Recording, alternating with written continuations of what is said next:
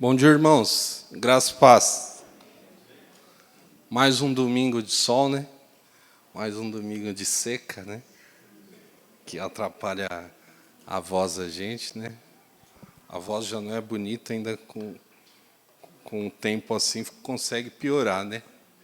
Vamos estar orando para a gente começar? Pai amado, a Ti seja toda a honra, toda a glória, a Ti seja todo o louvor, ó Pai. Pai, estamos aqui, Senhor, para falar da Sua palavra, para meditar, ó Pai Santo, na Sua palavra. Te pedimos, Senhor, que o Teu Espírito possa tocar no nosso coração e mente, para que possamos guardar, ó Pai, a Sua palavra no nosso coração, para não pecar contra Ti, ó Pai.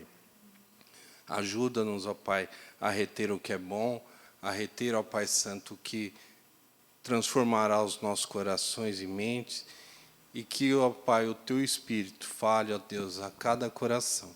É o que te pedimos no nome de Jesus. Amém. Muito bem, então hoje nós vamos falar sobre um assunto que muitas e muitas vezes o pastor já falou aqui.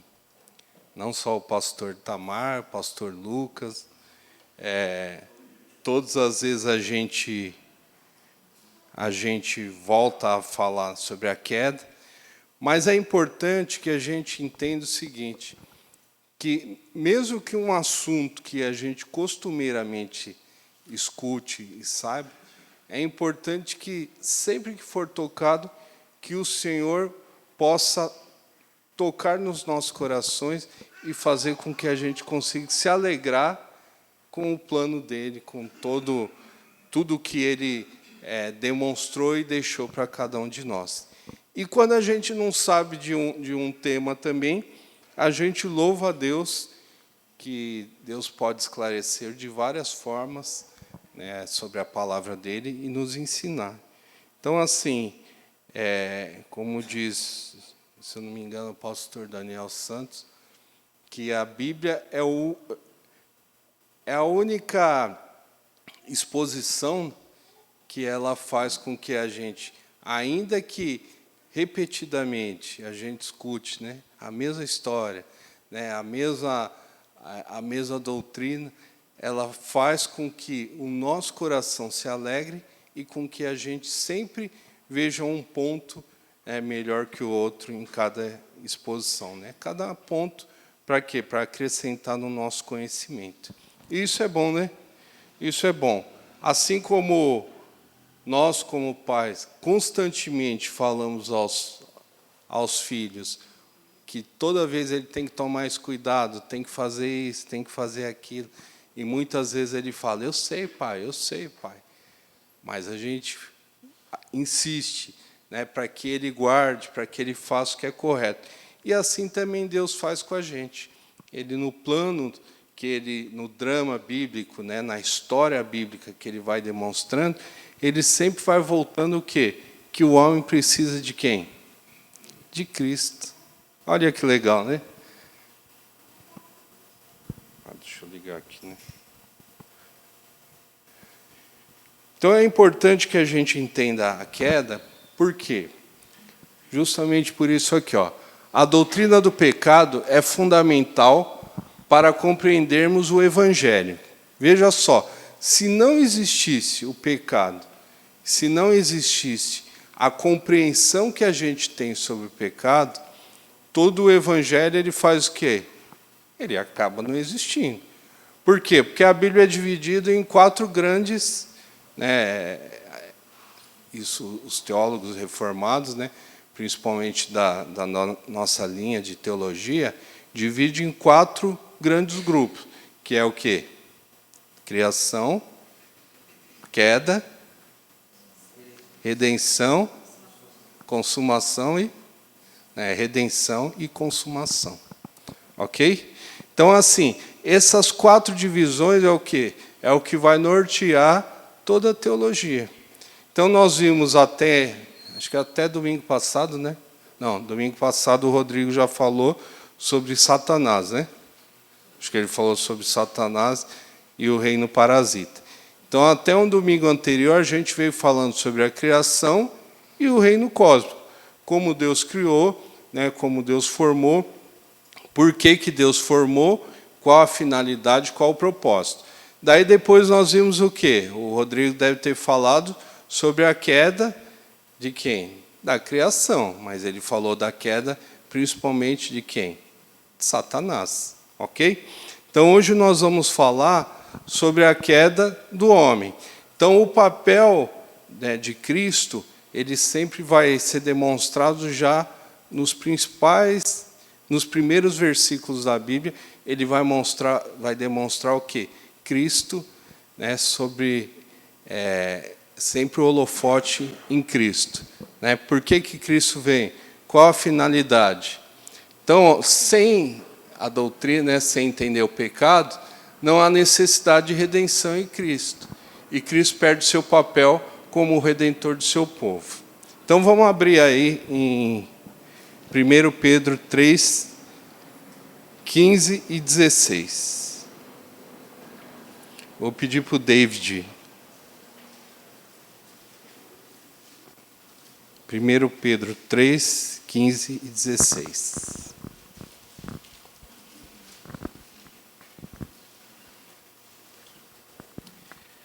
Antes, santificai a Cristo como Senhor em vosso coração, estando sempre preparados para responder a todo aquele que vos pedir razão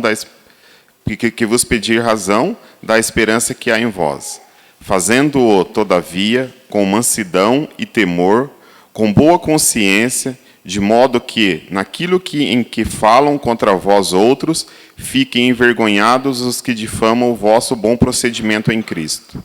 Isso aí. Então, o que esses dois versículos têm a ver com a queda?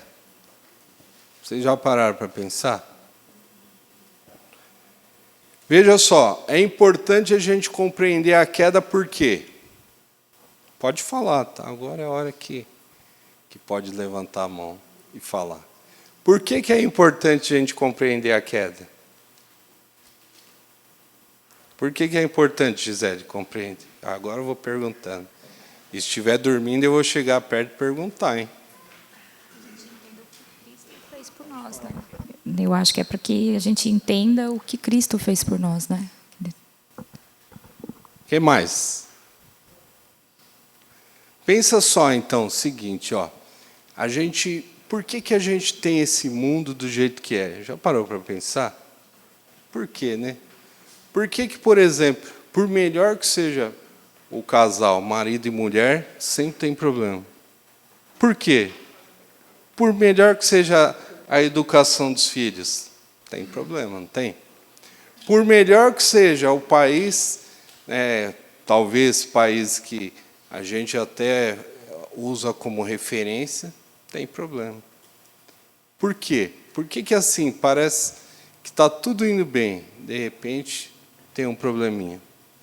Por que a gente tem, por exemplo, os animais selvagens, né, principalmente, e aí você tem medo entre um e outro, ataque de um e outro?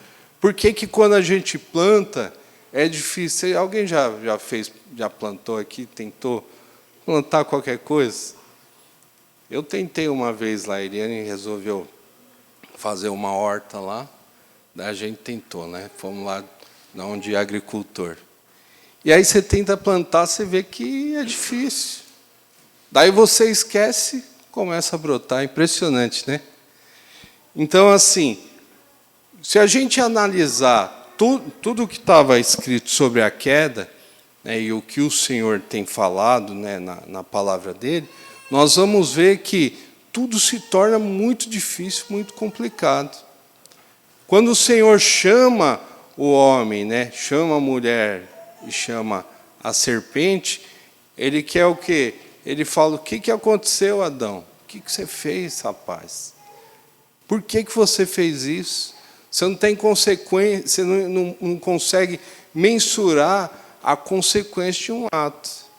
E aí a gente às vezes até culpa Adão, né? Que nem eu vi um post também culpando, falar assim, que olha, se não fosse alguém ter a ideia lá de construir uma torre, hoje eu não precisava aprender inglês, né? E assim, então a gente sempre vê que todo o pecado, ele vai ter o quê? Uma consequência enorme. Imagine só, um pai. O pai está lá, a família tudo certinho, e de repente o pai dá um deslize. Daí, com esse deslize, a gente vê que acaba às vezes com a família. Ou pode ser a mãe também. E acaba com a família. E aí dá problema nos filhos. E aí a gente vê uma série de situações que vão acontecendo. Por quê? Por causa do pecado. E o pecado leva ao quê? Leva à morte.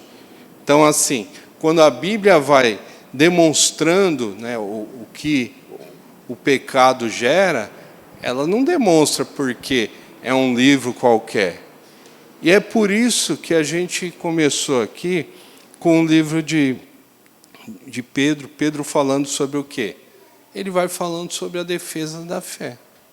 Ele fala o seguinte, em outras palavras, que a nossa fé, ela tem que ser uma fé racional.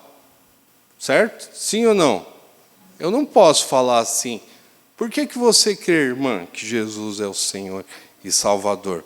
Por que a senhora crê, por exemplo, que Jesus morreu na cruz para libertar a senhora? Se ela falar assim, eu creio porque o meu coração arde. Amém, né? Mas não é só isso. E o ensino bíblico que existe por trás? Por que Jesus salva a gente e do que Jesus salvou a gente? Então, quando Pedro ele fala isso, ele fala, olha, você vai ter situação que você vai falar de Cristo, ou você vai testemunhar de Cristo, e vão dar risada da sua cara. Você vai falar muitas vezes para o seu filho, ele vai falar, pai, legal, mas você não sabe o que você fala, não. Ou então você vai escutar, muitas vezes, de irmãos, né, em Cristo, que vai falar o quê? Vai falar, nossa, estou com um problema, eu preciso consultar o meu analista. Não estou falando que não tenha que buscar. Eu estou falando o seguinte, que olha a forma que a gente pensa e direciona. Então, pensa só, até coisas boas, nós temos também o pecado, não tem? Temos. Então, veja só, uma pessoa que tem um zelo muito grande, por exemplo, digamos que pela casa do Senhor, ela corre o risco de fazer o quê? Ela corre o risco de ofender as outras pessoas. Uma pessoa, por exemplo, que quer, por exemplo, ser um missionário, ou até mesmo um pastor, o que está por trás de um coração? Ou alguém que vem ministrar uma aula, o que está por trás do coração dessa pessoa? Será que ela quer demonstrar o quê? Se for demonstrar a grandeza do Senhor e a salvação que existe por meio do Evangelho, ok. Mas e se ela tiver um coração querendo mostrar o quanto ela sabe, né, a forma dela demonstrar, né, o conhecimento? Então, veja só, até coisas boas, nós temos o quê? Nós podemos ter um princípio ruim. O fato de eu ajudar alguém, né, ajudar uma pessoa de rua, refugiados, fazer missões urbanas, tudo isso a gente tem que compreender também que todas as coisas, elas foram manchadas pelo pecado. E o que existe por trás do meu coração quando eu ajudo alguém? Qual a forma que eu ajudo? Então, assim, essa doutrina a gente tem que compreender por quê? Porque eu posso estar na igreja todos os domingos, posso estar cantando, tocando aqui, posso estar ensinando e posso estar pecando. Por quê? Porque o que está no seu coração? Quando o pecado veio ao mundo, ele sujou, né, mente e coração, ele poluiu. É chamado o efeito noético. O que é o efeito noético? Ele não tem a ver com Noé, tem a ver com a mente da gente, ela foi prejudicada, ela foi manchada. Ou seja, tudo que o homem faz, quando nos 5 pontos do calvinismo que fala sobre a depravação total, ele não está falando o seguinte, olha, nós estamos atingindo o ápice do nosso pecado. Não, ele vai falar, a irmã aqui tem uma cara de boazinha, né? Eu vou usar a senhora direto. Tem uma cara de boazinha, não é pecadora, não faz mal. Nunca vi ela fumar, né? Nunca vi ela usar drogas. Então, são coisas que nós vamos rotular. Só que, se ela, por exemplo, não usa drogas, não fuma, nunca matou ninguém, né? Não. Então, já teve. Olha, então, pois é, ela nunca matou ninguém. E, aparentemente, a gente fala, ela é uma santa, né? Pode ser, agora vamos canonizar, tal, vai virar santa. Só que, e quantas vezes no coração dela, ela já pecou, tentou matar alguém e por aí vai. Imagine só imagine, tá? Se eu pegasse a vida da senhora e colocasse aqui, na tela, tudo que a senhora fez, pensou, agiu, né, que ninguém viu, e colocasse aqui, a senhora voltaria aqui no domingo que vem? É isso aí. Então, veja só, e todos nós somos assim, né? Não é só a senhora, tá? Todos nós somos assim. Então, isso aí é o efeito do pecado e o que o Senhor quer fazer. Então, a gente compreende o pecado para quê? Para que o Senhor restaure as nossas vidas e a gente defende também o Evangelho de Cristo, mostrando por que o mundo está assim. Por que um Congresso brasileiro, superior, tribunal, seja o que for, todos os poderes, empresas, né, cargos políticos e por aí vai. Por que tudo está corrompido? E aí é mais fácil a gente falar assim, né? O Congresso, nossa, o Brasil não vai para frente, por quê? Porque o Congresso é ruim, né, porque o ensino é ruim. Tá, e Deus vai punir o ensino, vai punir o Congresso, ou ele vai tratar com as pessoas? Com as pessoas. Né? Eu acho que, estatisticamente, para resolver, por exemplo, no Brasil, teria que matar toda essa geração, todos nós aqui. Daqui 60 anos, poderia ficar bom? Aí a gente vê a história de quem? De Noé. Não matou todo mundo? E aí o que aconteceu? Quem ficou estava contaminado. Então, veja só, a gente percebe que é necessário, e a Bíblia sempre vai apontar para quem? Para aquele que viria transformar todas as coisas. Em Hebreus 2 vai falar o quê? Vai falar que viria um homem que iria fazer o quê? Que iria iria construir, né? Fazer uma nova construção. E trazer o quê? A solução para quê? Para esses problemas. Ele iria restaurar, e restaurou, né, todas as coisas. Ainda não foi consumado todas as coisas, mas ele veio para restaurar. Então, assim, quando o homem quis construir pela própria mão, ele criou o quê? Que ele queria criar uma cidade, que ele criou a Torre de Babel, foi para quê? Para que o nome deles fosse exaltado. Não foi isso? Então, todas as vezes que o homem vai criar uma solução, ele está pensando no quê? Em última instância, está querendo que o nome dele seja exaltado. Em última ou em primeira, né? Muitas vezes. Agora, aquele que veio restaurar as coisas e veio criar, ele veio glorificar principalmente quem? Ao Pai.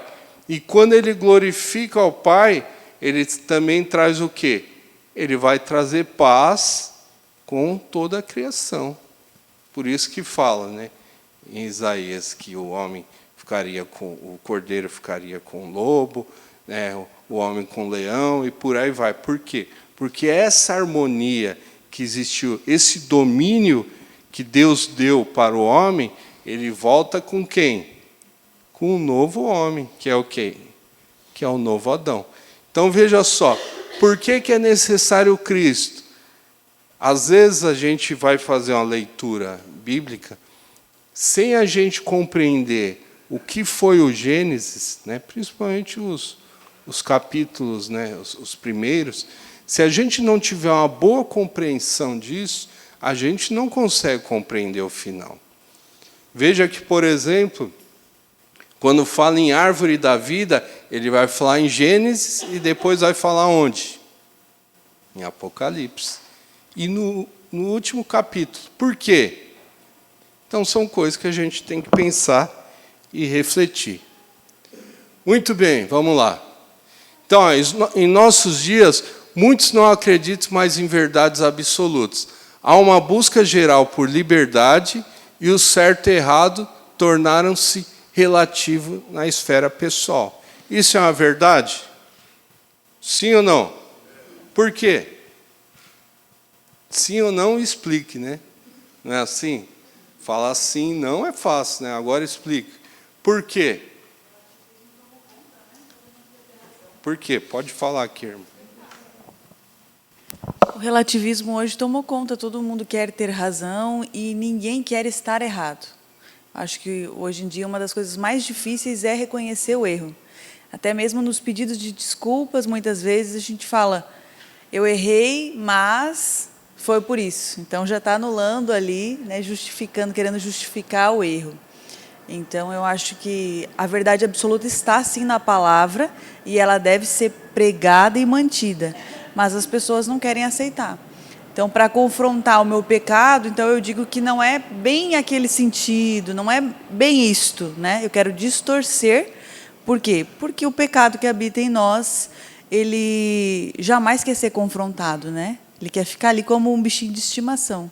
Então, quando a verdade ela não é trazida à tona, não é expurgada, ela continua ali, né, sendo mantida, anestesiada, digamos assim, na nossa mente.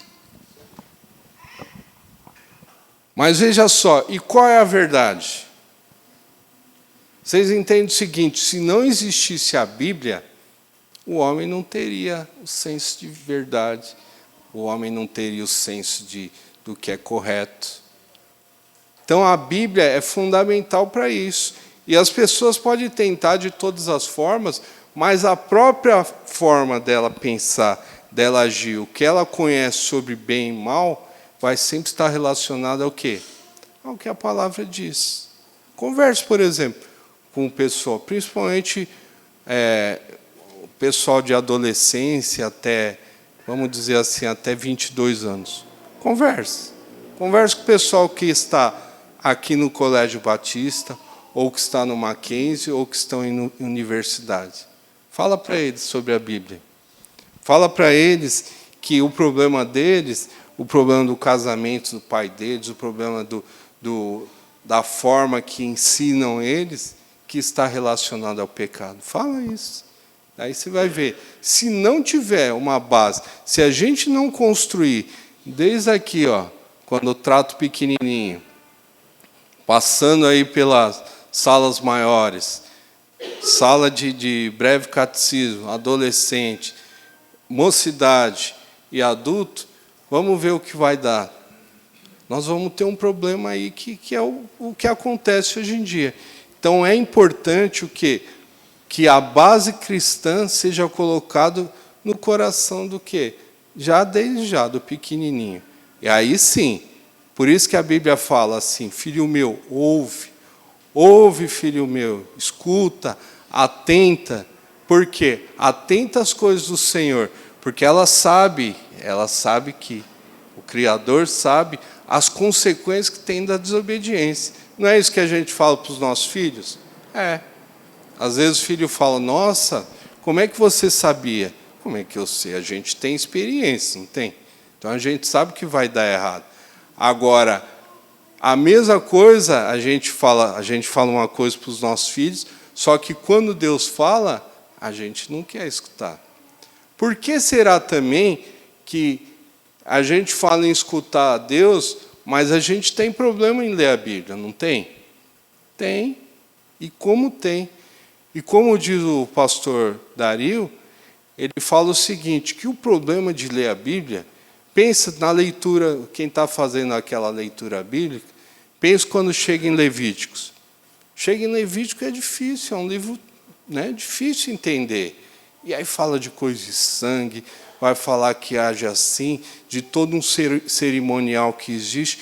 Por que existe isso, gente? E a gente fala, tinha que ser mais fácil, mais simples, mas a gente tem que entender as características que Deus traz no plano da redenção, e que ele faz como se fosse uma sombra, e depois é esclarecido no Novo Testamento, ela está relacionada com o quê?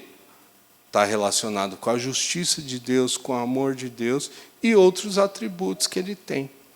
Entendeu? Então, assim, a compreensão da palavra, para que a gente possa fazer a defesa, é importante em todos os sentidos. Não é só para eu pregar para quem não é crente. Sabe por quê? Porque a gente tem que fazer a defesa aonde? Aonde a gente estiver. Tá aqui o Jorge, o Lucas e o outro Jorge. Quando chega no conselho, a gente tem que tomar decisões pautadas no quê? Na palavra de Deus. Então, veja só a defesa que a gente faz do Evangelho. Então, a defesa do Evangelho, tudo que a gente aprende, que é aplicado também aonde? Entre os irmãos da igreja. Imagine chegar um caso para o conselho, um caso que exige disciplina. Se o conselho não estiver alinhado à palavra de Deus, o que ele fez? Ele disciplinou ou puniu? Ele vai punir. E o punir, ele seria o quê? Ele seria um pecado. Por quê? Porque a gente não pode usar numa disciplina o conceito humano. A gente tem que usar as armas que o Senhor nos deixou. E quais são as armas? É a palavra de Deus. Muito bem. Pode falar.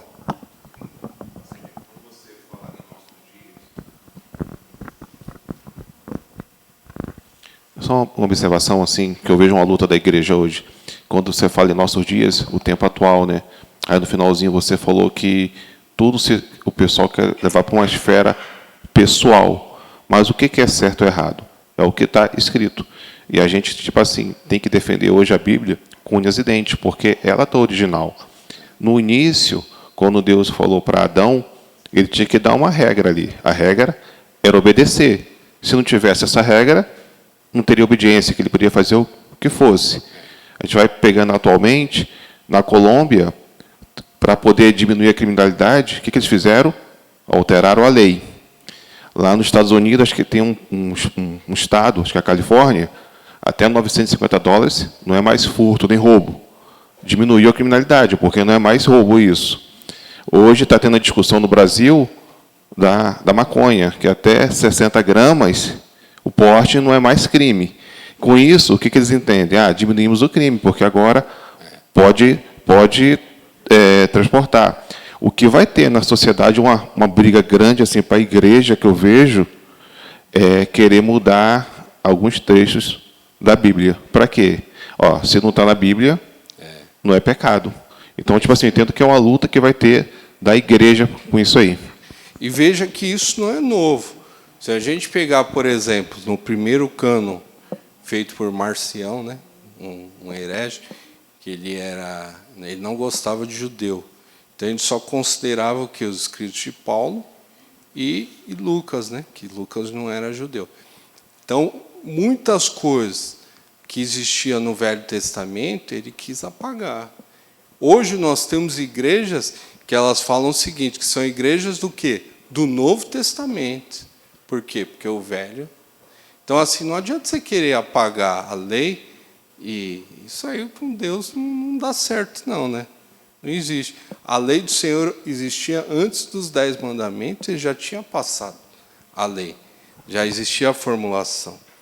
Mas veja só, então, em meio a esse cenário, é fácil ver muitos admirados a ensinar que todos são pecadores. Compreender bem essa doutrina trará contribuição, né, para viver melhor neste mundo.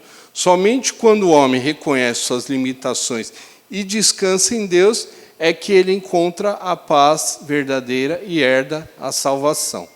Todas as explicações dadas pela filosofia, psicologia, genética, para os problemas humanos, falham em diagnosticar o quê? O mal do homem. Não adianta. Se o problema é assim, não matarás, não roubarás, não adulterarás, entre outras coisas. Se ela falar assim, não, eu guardei tudo isso, né? Então, tá, beleza. O pecado saiu? Não sai, não. Ela continua. Por isso que Cristo veio e falou assim, ó, aquele que olhou e cobiçou, já pecou. Então ele está falando, não adianta que ninguém escapa, não é porque você fala que cumpre que você está cumprindo o mandamento. Pode falar. Adão, ele foi influenciado? Oi? Adão, ele pecou sozinho, não, né? Se ele pecou sozinho? É essa a pergunta? É. Ah, assim, foi, né? Assim, uns pontos assim. Nós vamos ver na palavra que a serpente, ela dá uma enganada, né? Então, o homem, enquanto sozinho, ele, né, o dilúvio e tal, tentou sozinho, não conseguiu, né? Mas são os pontos assim. Então, o homem, ele não sabe o que faz, certo? Ele necessita da palavra para poder fazer algo de bom. Exatamente. Mais ou menos, são os pontos assim para refletir. É que assim, a Bíblia toda vai mostrar o quê? Ela vai falar, o homem sem Deus não vai dar certo. Não dá. Resumindo, né? A gente podia até ir embora agora, né? Porque é isso mesmo, o homem sem Deus não dá certo. E aí a Bíblia vai mostrar, nessa revelação progressiva dela, várias soluções que o homem tentou dar, que não deu certo. Ele tenta, mas ele tem E não dá certo. Ele tem que dissolver, pegar a Bíblia, ele tem que estudar, porque você não consegue pegar certinho, assim, com precisão, de repente, e fazer. Não é só estudar. Lembre-se o seguinte, que com relação ao estudo, a gente tem muitos estudiosos da palavra de Deus que muitas vezes são ateus. Então, se a teologia que existe na Bíblia não vier para o seu coração e não transformar em frutos, não serviu de nada. Tá? A palavra de Deus, ela tem que transformar. Ela faz uma leitura de você, de nós, mostrando o pecado, e tem que transformar os nossos corações. Quando a Bíblia fala assim, que nós temos que nascer de novo, quando Cristo falou isso para Nicodemos, ele explica, Nicodemos é o quê? É o estudioso da palavra de Deus. E ele não compreendeu. Até que o Senhor tem que o quê? Esclarecer. O Espírito de Deus faz isso com a gente.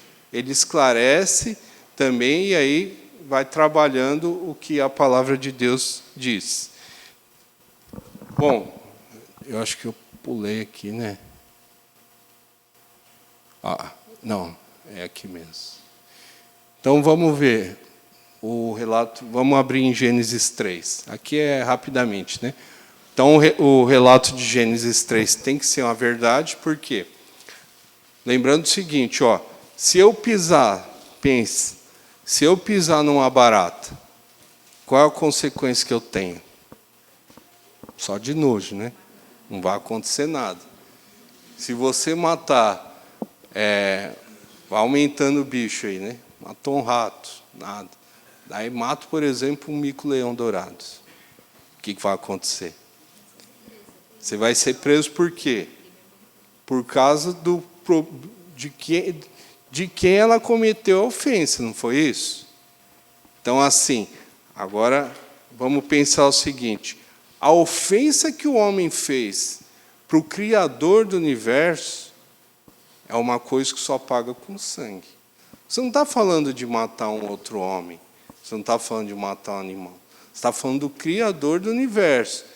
Pensa se você chega lá na Casa Branca e, de repente, não precisa nem fazer o mal, ofender o presidente dos Estados Unidos.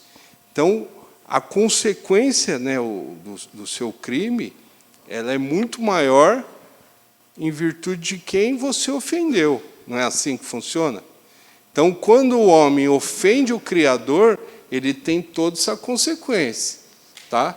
Que a consequência é o quê? É a morte. É isso que a gente tem que entender. Não é porque eu sou bonzinho e que eu não merecia castigo, não.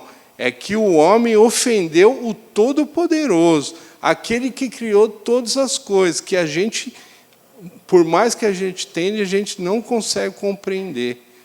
Tá? Então, o homem, tudo que ele não podia fazer, ele fez, né? Ele ofendeu justamente o Todo-Poderoso, o Criador do Universo. E aí, por causa da ofensa dele, gerou o quê?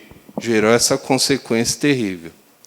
Então, aqui é mais para demonstrar, né, que Deus criou o homem à sua imagem e semelhança. Quando o homem cai, ele vai perder o quê? Ele vai distorcer a imagem e semelhança do Senhor. Então, vamos abrir aí em Gênesis 3, de 1 a 13. E depois 22, 24. Vou pedir para o Lucas ler. 1 a 13, depois 22 a 24. Mas a serpente, mais sagaz que todos os animais selváticos que o Senhor Deus tinha feito, disse à mulher: É assim que Deus disse: Não comereis de toda a árvore do jardim? Respondeu a mulher: Do fruto das árvores do jardim podemos comer, mas do fruto da árvore que está no meio do jardim, disse Deus: Dele não comereis, nem tocareis nele, para que não morrais. Então a serpente disse à mulher: É certo que não morrereis, porque Deus sabe que no dia em que dele comerdes, se vos abrirão os olhos, e como Deus sereis conhecedores do bem e do mal. Vendo a mulher que a árvore era boa para se comer, agradável aos olhos, e árvore desejável para se dar entendimento, tomou-lhe do fruto e comeu, e deu também ao marido, e ele comeu. Abriram-se então os olhos de ambos, e percebendo que estavam nus, coseram folhas de figueira, e fizeram cintas para si. Quando ouviram a voz do Senhor Deus, que andava no jardim pela viração do dia, esconderam-se da presença do Senhor Deus, o homem e sua mulher, por entre as árvores do jardim. E chamou o Senhor Deus ao homem e lhe perguntou: Onde estás? Ele respondeu: Ouvi a tua voz no jardim, e porque estava nu tive medo e me escondi. Perguntou-lhe Deus: Quem te fez saber que estavas nu? Comeste da árvore de que te ordenei que não comesses? Então disse o homem à mulher que me deste por esposa: Ela me deu da árvore e eu comi. Disse o Senhor Deus à mulher: Que é isso que fizeste? Respondeu a mulher: A serpente me enganou e eu comi. Agora 22 a 24. Então disse o Senhor Deus: Eis que o homem se tornou como um de nós, conhecedor do bem e do mal, assim que não estenda a mão e tome também da árvore da vida e coma e viva eternamente. O Senhor Deus, por isso, o lançou fora do jardim do Éden, a fim de lavrar a terra de que fora tomado. E expulsou o homem, colocou querubins ao oriente do jardim do Éden e o refugiu de uma espada que se revolvia para guardar o caminho da árvore da vida. Isso aí. Então, olha só. Então, o relato é o seguinte. A mulher foi enganada pela serpente. E aí já começa a nossa briga, né? Que eles vão falar: nossa, mas você acredita mesmo nessa história? Que uma cobra vai lá e começa a falar com a mulher?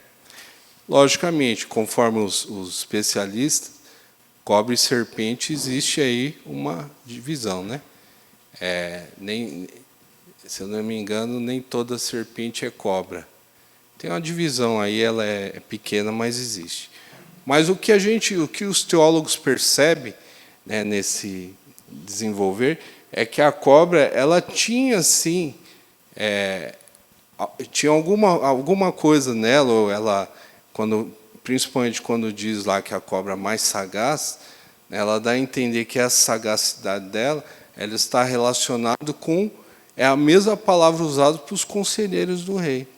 Então, assim, os teólogos falam que não seria nada difícil, não sei se ela estaria falando ou não, não é esse o fato, mas que existia alguma utilização da serpente, tá?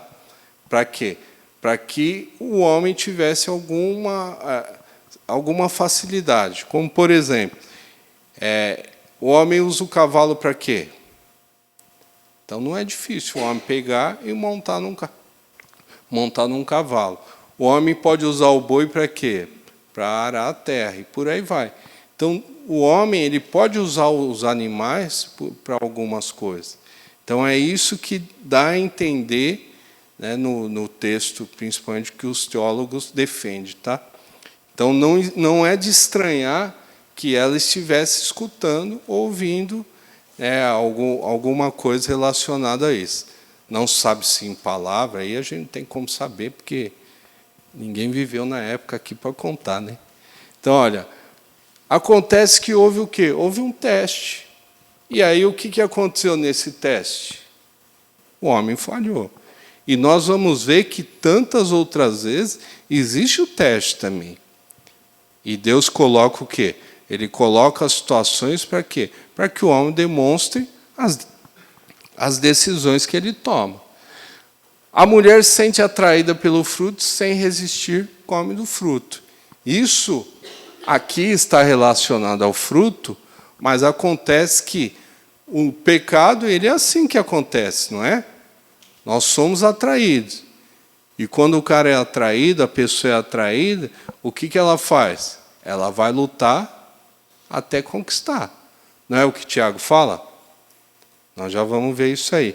Então a mulher sente-se atraída, e Satanás, ele conhece muito bem, né?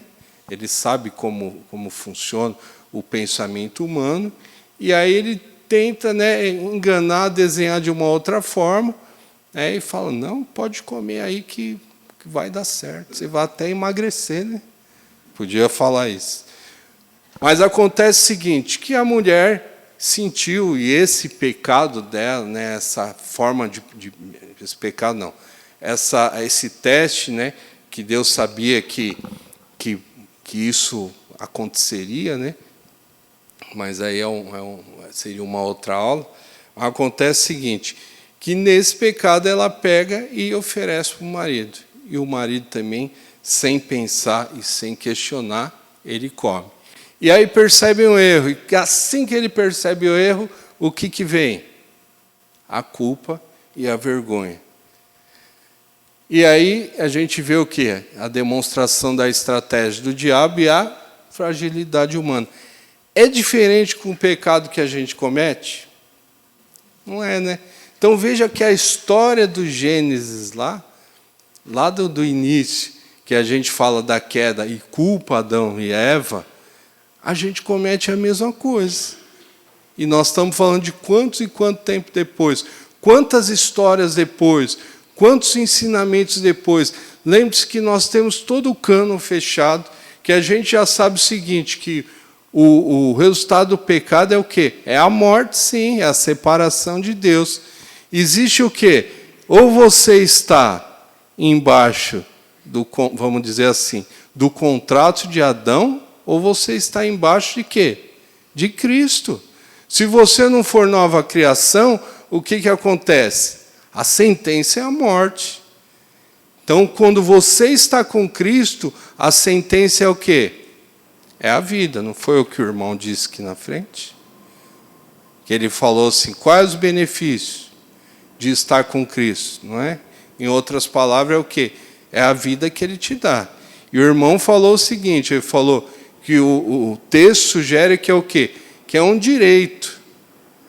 Mas esse direito só tem direito quem tem o quê? Aliança com o Senhor. Então a quebra do mandamento rompeu essa aliança. E veio o novo Adão, que é o Senhor Jesus Cristo, que ele teve que sofrer como homem, e era necessário também, é difícil entender algumas coisas, se não for pelo Espírito Santo tocar. Porque era necessário que o sacrifício fosse humano, por outro lado, ele tinha que ser Deus para quê? Para suportar. Lembre-se da conta, né, que eu já falei. Quem pagou a conta? Alguém sempre paga a conta. Quem pagou foi o próprio Deus. Ele falou, o perdão que ele deu não foi assim.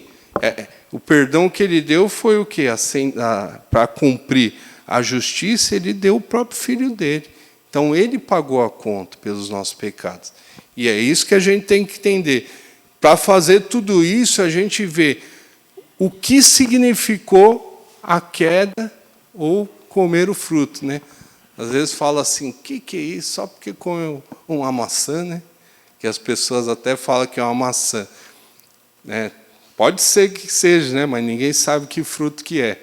Mas muitos chegam para a gente e vão falar assim, mas tudo isso aconteceu porque comeu uma maçã, um fruto? Não, não foi isso não. Tudo isso aconteceu por quê? Porque o homem quebra a aliança com o Senhor.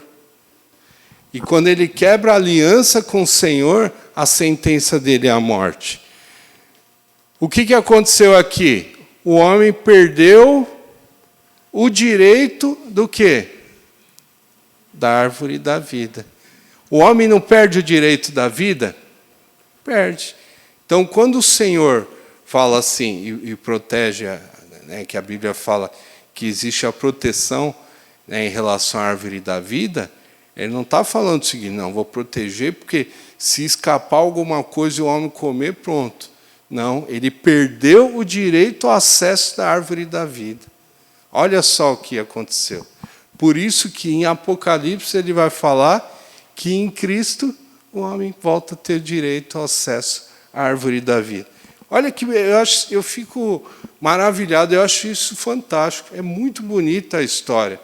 A história, esse drama que a Bíblia relata, né, do Senhor resgatando o povo dele, um povo escolhido, um povo que não merece nada, é muito bonito. A gente tem que realmente vibrar com o que a palavra de Deus diz. Vamos ver, Tiago 1, 13 a 17. Vou pedir para o Leandro.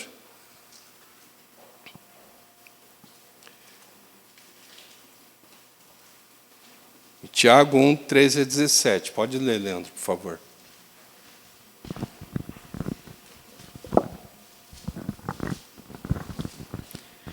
Ninguém, ao ser tentado, diga, sou tentado por Deus, porque Deus não pode ser tentado pelo mal, e Ele mesmo a ninguém tenta.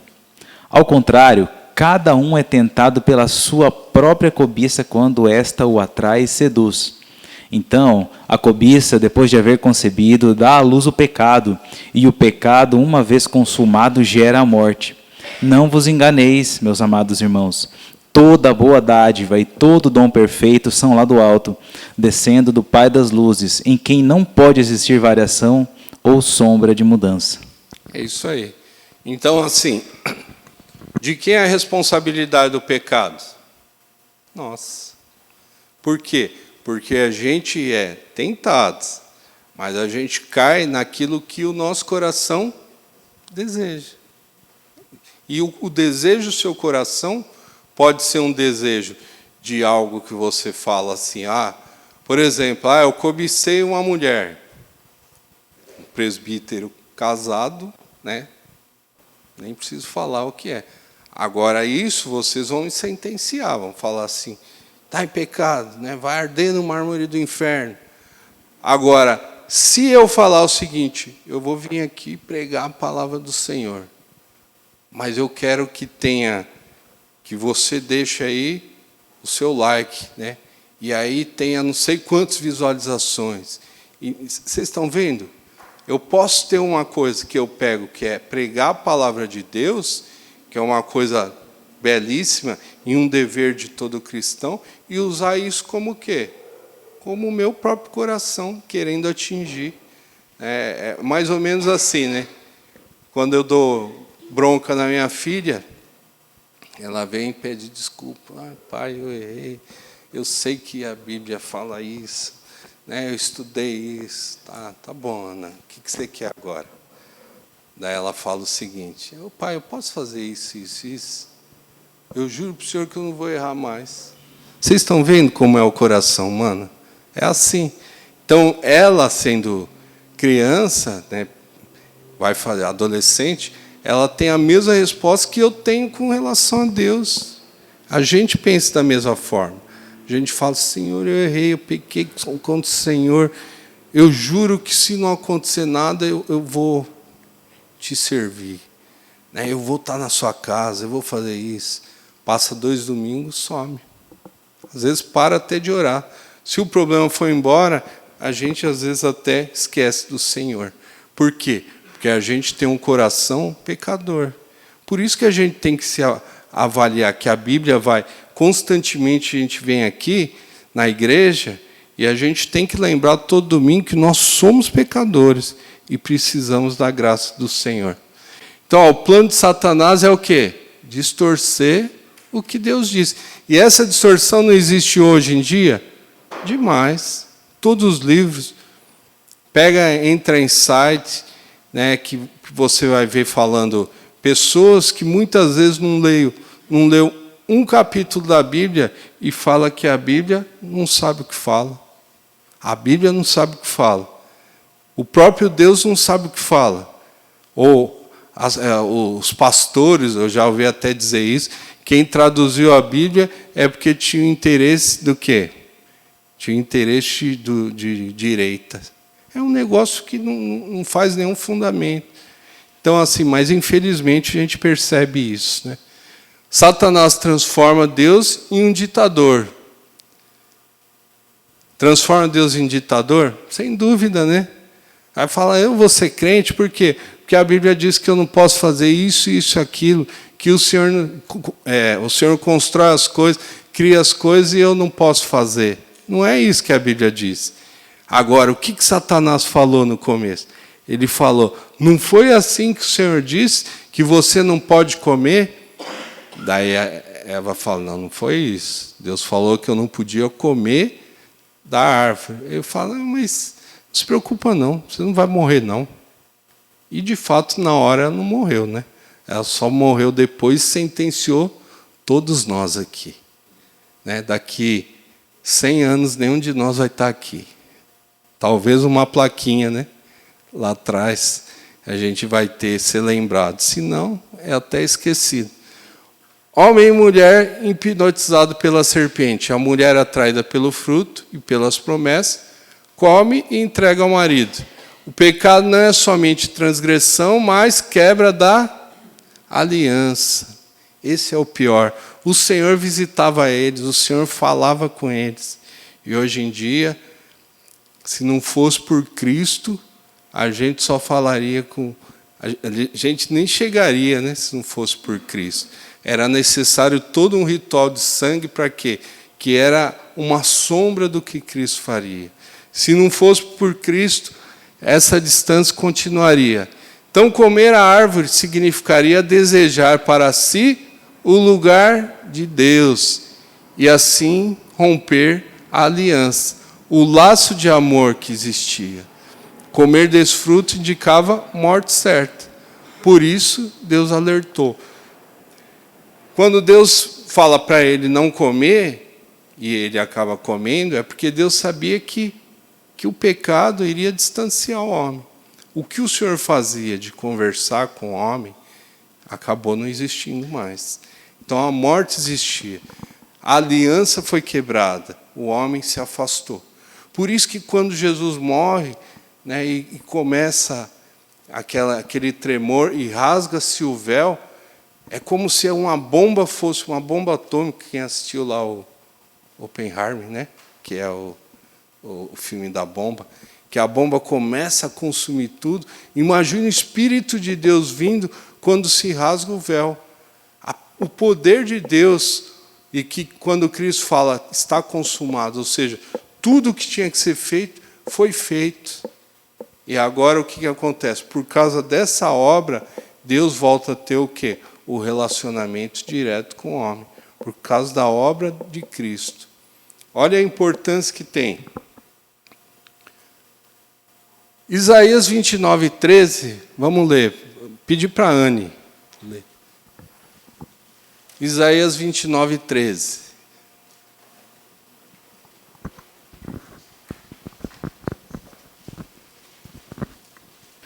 O Senhor disse, visto que este povo se aproxima de mim e com a sua boca e com os seus lábios me honra, mas o seu coração está longe de mim, e o seu temor para comigo consiste só em mandamentos de homens que maquinalmente aprendeu. Isso aí. Só o 13. Então, o que o Senhor está falando? Ele fala assim, ó, o povo chega a mim hoje por interesse. O povo chega a mim, quer cumprir mandamento, mas é um mandamento que é um automático. Ele aprendeu e acha que está certo e vem. mas o coração deles é o quê? Está muito distante. Então o povo se engana em achar que cumprindo, eu não estou roubando, não estou matando, eu estou cumprindo o mandamento. Não, não é isso não. Nós estamos caindo no que o Platinga fala. Que o auto-engano é um fenômeno sombrio através do qual puxamos coberta sobre alguma parte do nosso psique. Nós nos movemos dentro de nós, negamos, suprimimos ou minimizamos o que sabemos sobre a verdade. Asseveramos, adornamos e elevando o que é falso. Tornamos belas realidades feias e compramos a versão maquiada. Olha só, isso é mais ou menos o seguinte, vocês lembram, agora não se tem tanto, mas que existia lá as propagandas de bebida, de cigarro, que mostrava que o cara tinha domínio, que o cara está num cavalo, que o cara está na praia, que tinha de tudo, tinha riqueza, tinha tudo. Então, o que ela queria, o que ele queria vender? Uma coisa que não é verdade. E o que a pessoa gerava? Isso aqui, ó, vício. Ele não vai falar, prove isso aí que você vai ficar viciado e eu vou ganhar dinheiro com você para o resto da vida. Ele não fala isso, não. Ele fala, se você tiver isso, você vai estar. Tanto é que pode ver que no ápice dessas propagandas, década de 80, 70, 80, a gente vê muitas mulheres que fumam hoje que é em virtude daquela época. Pode ver. É o tempo que o quê? Que a propaganda mostrava algumas coisas que às vezes a gente fala, eu sei que isso é mentira, mas a sua mente muitas vezes acaba comprando uma ideia. Todo mundo faz, na escola todo mundo fazendo, vamos lá, isso é bonito, né? Eu não vou ser o chatão da roda. E é isso aí que acontece. Na verdade, o homem está sendo enganado e está sendo levado ao quê? Ao aprisionamento. Então, o escândalo do pecado. O pecado domina o coração do homem. O pecado é abominável a Deus. Sujou a alma e depravação total. O que é a depravação total? Todas as áreas que o homem, que possa imaginar que o homem toca, está com pecado, está contaminado. Todas as áreas, desde áreas que a gente acha que é a administração, que é a própria igreja, que muitas vezes a gestão a gente vê que tem problemas. A gente pode ver que gestão de empresas tem problema, política tem problema, educação tem problema. Todas as áreas. Quando o homem faz, muitas vezes, uma arte, é só a gente ver, né? Quantas artes que você fala, não é possível que o homem está usando isso contra quem? Contra o Criador. Vê uma música, por exemplo, pega uma música que muitas vezes, que era para ser, foi um talento que o Senhor deu a cada homem, e ele escreve contra o Criador, ele fala mal do Senhor, ele muitas vezes está adorando outros deuses, está incentivando o que não presta. Então, assim, o que o Senhor deu para o homem, ele usa contra o Criador. Aqui em Romanos 8, 20 a 22, ele vai falar que a natureza, quanto que a natureza também anseia pelo dia do Senhor, para quê? Para que todas as coisas voltem ao equilíbrio. Todas as coisas só voltarão ao equilíbrio mediante o quê? Mediante o dia do Senhor. E vamos ver agora a consequência do pecado. Vamos abrir em Gênesis 3, e eu vou pedir rapidamente para os irmãos lerem, tá? Então, Gênesis 3, 7. Pedir começando pelo Jorge. Pode deixar aberto Gênesis 3, tá?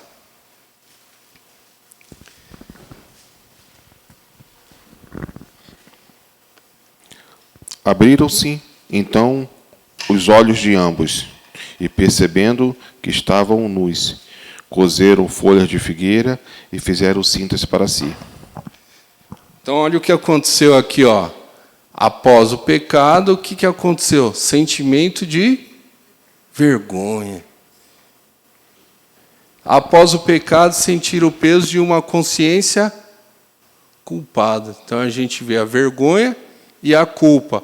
Após o pecado, procurar uma solução inútil para o seu pecado. É diferente realmente do que a gente faz hoje? Quando a gente peca, a primeira coisa foi, meu Deus do céu, o que eu fiz? Lógico que às vezes você está com a mente tão cauterizada que você nem... Mas imagine só, que você tem uma vida constante com o Senhor. E daí, de repente, você fez alguma coisa que você sabe que ofende a Deus. A primeira coisa que te vem é o quê? Vergonha. A vergonha e a culpa. A vergonha do que eu fiz com o Senhor. Ou até mesmo, às vezes, a vergonha que eu posso passar para uma comunidade, ou às vezes você tem uma reputação que não quer, que foi afetada, e por aí vai. Outra coisa que a gente tem é a culpa. A culpa que a gente pecou contra o Senhor. E a gente tem aqui procura uma solução inútil para o pecado. E aí cai no que a irmã falou, né? Ela falou assim, não, vamos ver aí. Eu conheci um irmão que ele queria... Ele tem, acho que casado mais de 40 anos. Eu nunca ouvi falar aquele irmão que não tivesse problema no casamento dele. Daí, todas as vezes ele falava do problema no casamento, e ele queria buscar na Bíblia a justificativa para quê? Para ele separar. Daí ele falou, não, mas a Bíblia fala que em caso de morte pode separar. Em caso de morte você pode casar com outro. Então, quando acaba o amor, é porque morreu o amor. Você vê o entendimento que tem? A gente vê que isso é para quê? É justamente procurando justificar a sua consciência o que é injustificável. Não tem jeito. Vergonha, culpa que a própria palavra vai te mostrar, não adianta você querer falar que a sua consciência vai ficar melhor. O pecado já está lá, né? Gênesis 8, 3:8. Pedi para a Gisele, do David.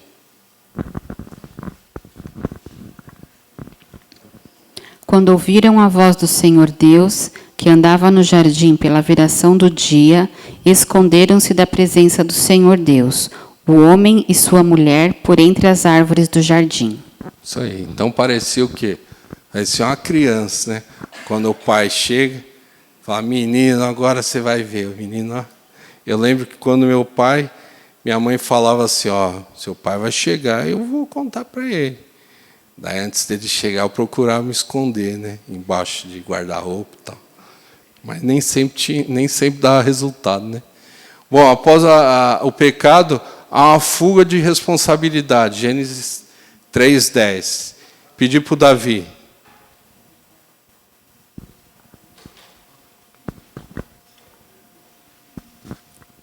Ele respondeu, ouvi a tua voz no jardim, e porque estava nu, tive medo e me escondi. Isso aí. A fuga de responsabilidade hoje, principalmente hoje, é muito grande. Não só para com Deus, mas para a responsabilidade que o próprio Deus deixou para a gente. Muitos, vamos falar principalmente do homem, muitos homens que fazem isso aqui, ó, ele foge da responsabilidade. A responsabilidade que o Senhor coloca na mão dele, ele acaba fugindo e de diversas formas, né? 3:12. Pedi para o Luiz mesmo. Luiz.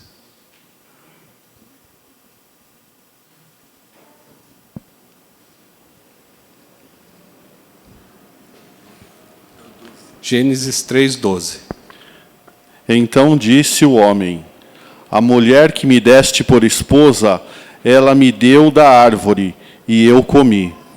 É isso aí. Senhor, eu pequei por quê? Não é porque eu quis, não. Ele me forçou a fazer isso. Eu pequei porque eu fui obrigado a pecar. Não é porque eu quis. E a gente usa isso também, né? 3:16. Você pode ler? Qual que é o nome do irmão mesmo? Você pode ler, por favor?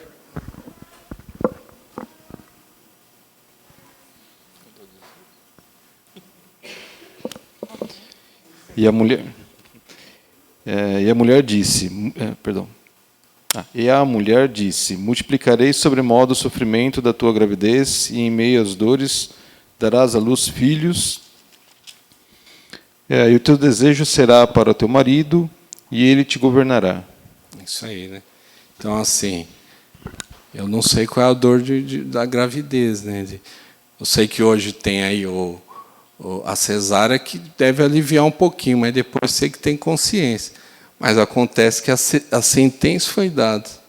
Né? A gente vê que a sentença contra a mulher, quando o Senhor chama, né, o homem, mulher, serpente, ele vai dar uma sentença para cada um do quê? Do pecado cometido. A irmã pode ler, na sequência, o 3, 17 a 18?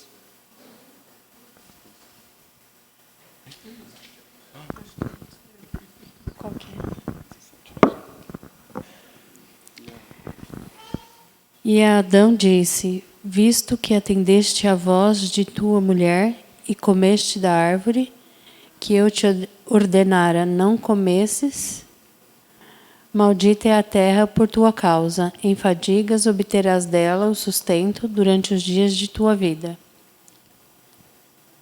Ela produzirá também cardos e abrolhos, e tu comerás a erva do campo.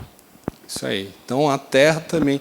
Veja que quando o Cristo restaura, fala de restauração de Cristo sobre todas as coisas, inclusive a criação. A criação tem que ser restaurada também, toda a criação. Por quê? Justamente pela sentença aí dada a quem? Ao chefe, ao gerente da loja. Lembra que eu falei? Quem que é Adão? É assim, imagine que Deus tem a loja, fala: Adão, ó, tudo que tem aqui você vai cuidar. Todas as coisas, tá? Todos os departamentos, tudo que entrar, tudo que sair, você que cuida, está aqui a chave. E aí Adão vai lá e administra tudo errado. O que acontece? Toda loja tem problema.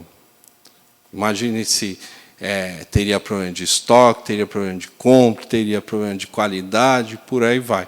Então foi o que aconteceu. O homem, como vice-regente, ele pecando, ele gera consequências para quê? Para todas as coisas. Agora, Gênesis 3,19. Fernando, pode ler, por favor?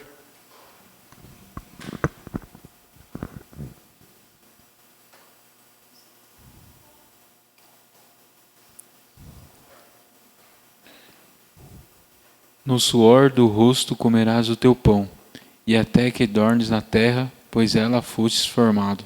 Porque tu és o pó, e ao pó tornarás. É isso aí. Esse é outro ponto que todo mundo de segunda-feira lembra de Adão. Vai falar: misericórdia, por que ele fez isso? Lembrando o seguinte, que um dos mandatos que o Senhor deu foi um mandato cultural, que tem a ver com cultura, tem a ver com trabalho. O trabalho em si, acho que até o Rodrigo que deu essa aula, o trabalho em si não é amaldiçoado. O problema é que agora o encargo que viria sobre o trabalho, esse é o problema que nós temos. Tá? O trabalhar, Deus nos colocou aqui com esse propósito também. E Gênesis 3, de 22 a 24, vou pedir para a Evelyn. Então disse o Senhor Deus: eis que o homem se tornou como um de nós, conhecedor do bem e do mal. Assim que não estenda a mão e tome também a árvore da vida, e coma, e viva eternamente. O Senhor Deus, por isso, o lançou fora do jardim do Éden, a fim de lavrar a terra de que fora tomado. E, expulso o homem, colocou querubins ao oriente do jardim do Éden, e o refugir de uma espada que se revolvia, para guardar o caminho da árvore da vida. Olha só, hein? A consequência. Então, após o pecado, houve vergonha. Após a queda, houve culpa. O homem sempre procurou o quê? Soluções inúteis para o seu pecado. O homem passa a ter medo e fugir, seja de responsabilidade ou seja de quem? Do próprio Deus. Você quer ver uma forma de a gente fugir da responsabilidade do próprio Deus, só não lê a Bíblia, né? Você não lê a Bíblia, você não vai saber o que a Bíblia diz, você não vai saber o que Deus fala. Você vai ter as consequências do pecado, mas você não vai se sentir culpado. Por quê? Porque a Bíblia ela vai te fazer uma leitura do quão errado você é. Então, por isso que você quer destruir, né, o pilar do Evangelho, do conhecimento da verdade sobre Deus, acaba com a Bíblia. Daí faz igual alguns aí que tenta queimar a Bíblia, né? Para quê? Falando o seguinte: olha, eu estou queimando a Bíblia, eu não acredito mais nisso. As verdades do Senhor vão continuar. Não é porque a gente queima, ou igual criança, lembra? Que você vai brigar com ela, ela tampa e eu não quero escutar, não quero escutar. Já viram quando coloca assim? Eu não quero ouvir, não quero ouvir. Então a gente faz igual, a gente tenta calar o que a Bíblia diz, mas isso é impossível, né? Há uma fuga de responsabilidade. Tentar arranjar o quê? Uma justificativa sempre do pecado. Ó, eu pequei por causa do outro, pequei por causa disso, pequei por causa das circunstâncias. A terra foi amaldiçoada, a mulher teve problema ao dar à luz. A morte foi certa e o homem teve o quê? Não teve mais acesso à árvore da vida. E o pecado se tornou universal, corrupção total. Com isso, em Ezequiel 16, 15 a 22, ele vai falar do seguinte, ele vai contar uma história que o Senhor narra pelo próprio profeta, e ele fala o seguinte, ó, você era como se fosse uma menina que foi largada pelos seus pais, e você estava até suja de sangue, você estava acabado, doente, eu peguei você, eu cuidei de você, né? Eu te dei todas as coisas que você precisava. No tempo que você cresceu, eu casei com você, você chegou a se tornar uma rainha. E aí o que você fez? Daí chega, mas os presentes que eu te dei, você distribuiu, você foi pior que prostituta. Por quê? Porque a prostituta, ela recebe para dar um trabalho. E aí você fez o quê? Você deu os presentes, né? Os presentes que eu te dei, você distribuiu. E a gente vê isso, exatamente isso, no homem. Tudo que o Senhor deu, os dons e talentos que o Senhor oferece ao homem, a gente usa contra o Criador. A pessoa vai criar uma arte, acaba ofendendo ao Criador. Cria uma música, quantas músicas a gente vê que ofende o Criador, seja ela evangélica, seja ela não evangélica. O homem constrói uma casa, o homem vai fazer isso e aquilo, muitas vezes não se preocupa nem com o Criador e nem com a criação. Então, tudo que o Senhor deu, o homem usa contra o Criador. E aí a gente vê o seguinte, que o pecado, ele tem profundidade e abrangência. Ele, até a raiz, foi manchado. E para onde ele se espalha, ele gera problema. Então, sobre todas as áreas. Ele é pessoal e parasita. Por quê? Porque nós não podemos culpar uma instituição. Nós não podemos culpar assim, o problema do Brasil é a política. Tá bom, e aí, Deus vai punir a política? Não. Ele vai punir quem? Quem é o político? Ele vai punir quem toma decisões. É isso que ele vai fazer. E na nossa vida a mesma coisa.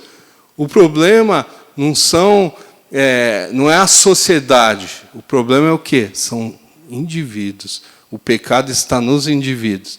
E ele é parasita por quê? Porque ele vive sobre... O pecado só existe, né? A maldade só existe, por quê? Porque existe o reino de Deus, e nesse reino de Deus tem lá o reino parasita. Esse reino parasita, que é o quê?